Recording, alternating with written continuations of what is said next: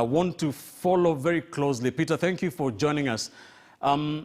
Very dire statistics being announced by the Health Ministry down south. I understand the President, Cyril Ramaphosa, is expected to address the nation any time from now.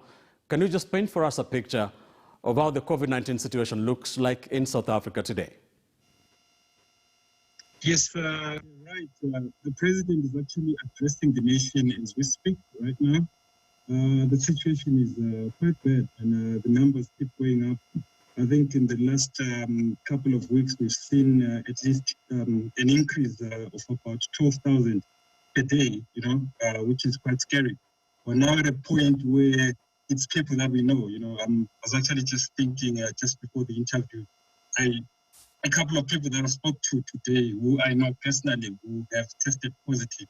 So it's getting really scary. And from what they are predicting, numbers are likely to go even higher in the month of August and the coming months. So it's really scary. It's really scary. All right. There was a total lockdown down south at the end of March. Could you talk to us about what the government has been talking about in terms of measures to try and stop the surge of this virus? Look, government has tried what it could try, but I think it's a kind of situation where you can only try and limit, the spread. Obviously, lockdown was one of the things that they did, and then they had to also prepare themselves and prepare the nation for the increase. And we saw they announced that they had increased the number of beds in hospitals. Because, a lot of people are being admitted. I think a lot of sectors are still not open at the moment.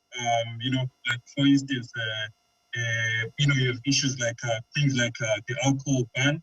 There's an alcohol ban, a cigarettes ban.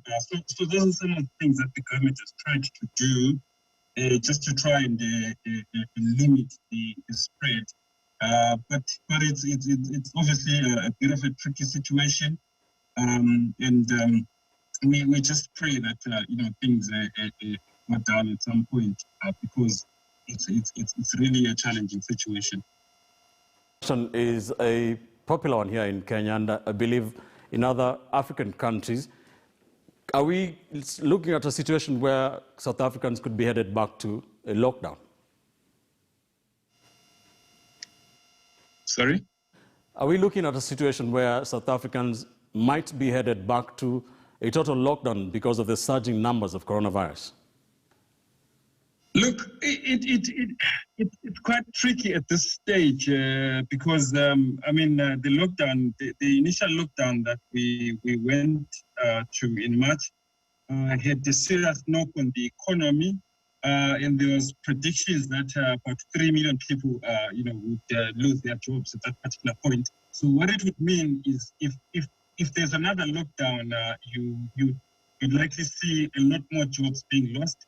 And I don't think it's the kind of scenario that the government wants. So it's a catch-22 situation. I think what they may actually do would be to try and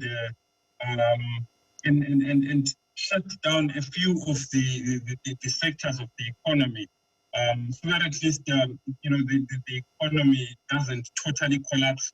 So it's really a tricky situation.